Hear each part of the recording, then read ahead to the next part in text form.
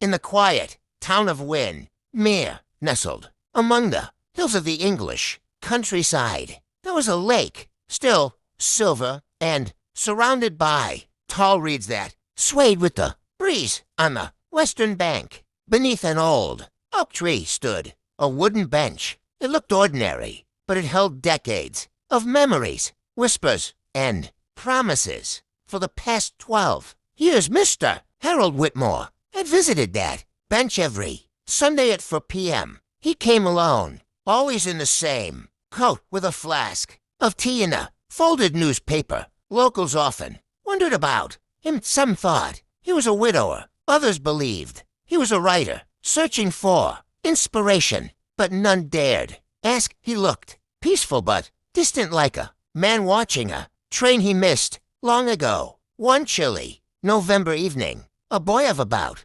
16 with messy hair and a school bag sat beside him. It was rare. The bench was considered his. "All right if I sit?" the boy asked. Harold nodded. Free country. They sat in silence for several minutes, watching ducks float across the lake. The boy finally said, "I got in trouble at school again. Mom doesn't even shout anymore. She just sighs." Harold didn't respond immediately. He poured himself tea, then offered a flask to the boy. "Why do you come here?" the boy asked. Harold sipped his tea. "To remember, and sometimes to forget." The boy frowned. "What's that mean?" Harold smiled faintly. "I used to sit here with someone who mattered until I pushed them away." The boy, whose name was Jamie, started visiting every Sunday. He'd talk about school, his mom, working night shifts,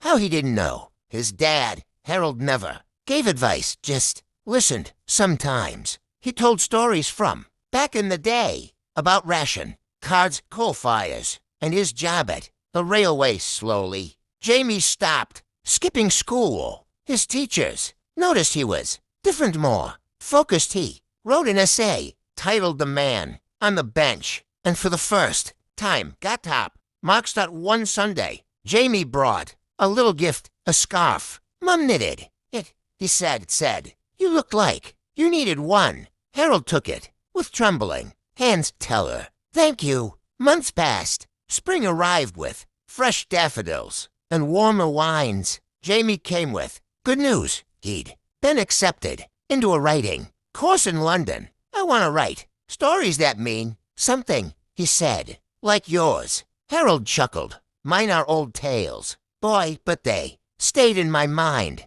Jamie replied, "Isn't that what stories are for?" On their last Sunday before Jamie's move, Harold brought something. It was a small notebook, leather-bound and worn with time. "I used to write to," he sighed. "Maybe it's time you finished when I started." Jamie looked stunned. "You?" "Sure." Harold nodded. "Go make me proud, and maybe come back someday." Epilogue. Years later, the bench by the lake remained. Visitors now found a small